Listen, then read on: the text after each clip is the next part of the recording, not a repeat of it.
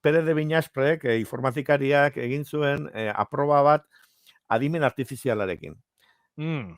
Adimen artifizialarekin dago tresna bat testua sortzen duena. Ingelesez sortzen du, sarean dago, OpenAI deitzen da. OpenAI. Eta aproba batzuk egin zituen, eta gero, bueno, inglesetik euskarara ere, sistema automatikoekin, itzuli zituen, orduan, bere izena sartu zuen sisteman, eta Olatz Pérez de Viñaspre eta biografia bat asmatzen dio. Sistema adimentsu horrek egiten duena da, zuk jartzen dizkiozu hitz pare bat edo, eta gero osatzen du ondorengo. Hori da, adibidez, eta gaur egin dugu aproba, eta eman diogu testua. Segure irratia is a Basque radio station that segure irratia da euskal irrati bat, eta osatu du esaldia 2001an sortu zinetela. Bueno. Basta ja movimentuak eta gara egunkariak lagundu zutela horretan. Vale.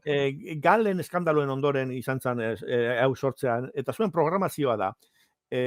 Gauerditik 8:00, atzaldeko 8:00, osorik euskeraz. Eta gero, 8:00 gauerdira aldiz espainolez eta ingelesez. Bueno, sistema adimentsu honek bete-betean, asmatu du, Ez dakipa. Eta ingo dugu aproba bat. Orain zuzenean? Bai, idatzi dut. Iñigo Arretxe Iñigo Arretxe zera da. Sakatuko diot botoia, eta Spanish Racing Driver. Lasterketetako gidari espainola zara. Zure lehenengo lekua izan zen Nürburgringeko 24 orduetan, lehenengo ikidatu zinen. Eta baita Dubaiko 24 orduetan ere bai. Bai, arrazoi du, gogoan dut, bai. Hala ere, iaz, zure, haineiz inglesetik itzultzen, bai. Ikusiko dute inglesez pantailan Twitchen ikusten dutenek. Atxeka betuta iaz. Iaz atxeka gehiago izan zen, ze 29. bakarrik bukatu zen, Nürburgringen. Zure gainbera izan. Nire gainbera, bai, alakoa izan zen. Pentsa, lehen da biziko postua lortzetik 29.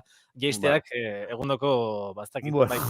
Bueno, zu gainbera zauden piloto, formulako piloto bat zara. Jarri ezagun orain neure izena. Guk egin duguna da bakarrik testu predikzioa ingelesez. Baina programa idazketa adibide bat erakutsi zuen atzo barrodromoan eolatzek. Hau da, idatzi da zu programa bat hau egiten duena, Python programazio lenguaian. Eta martxan jarri zuen eta funtzionatu zuen. Bai, funtzionatzen zuen horrek.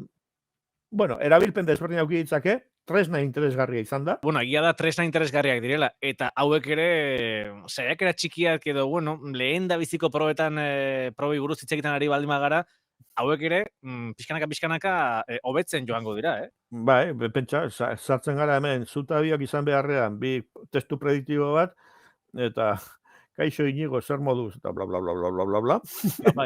Zukeratun, bla, bla, bla, bla, bla, bla, bla. Eta programa egina. Bai, eta gu biok non egongo gara orduan, Luisio, bakoitza bere etxean edo... Bai, klaro, jubilatuta. Bueno, amendi bueltatxo bat ematen, o... Kopatxo bat eskuan. Agian atzekaldeko fondo hori ezberdina izango ditzateke, ez da, Luisio? Bai, ez dakine, kopakabanako, hori da, badia. Batean, edo... Hortxe. Bueno, buelta bat eman marko diogurri.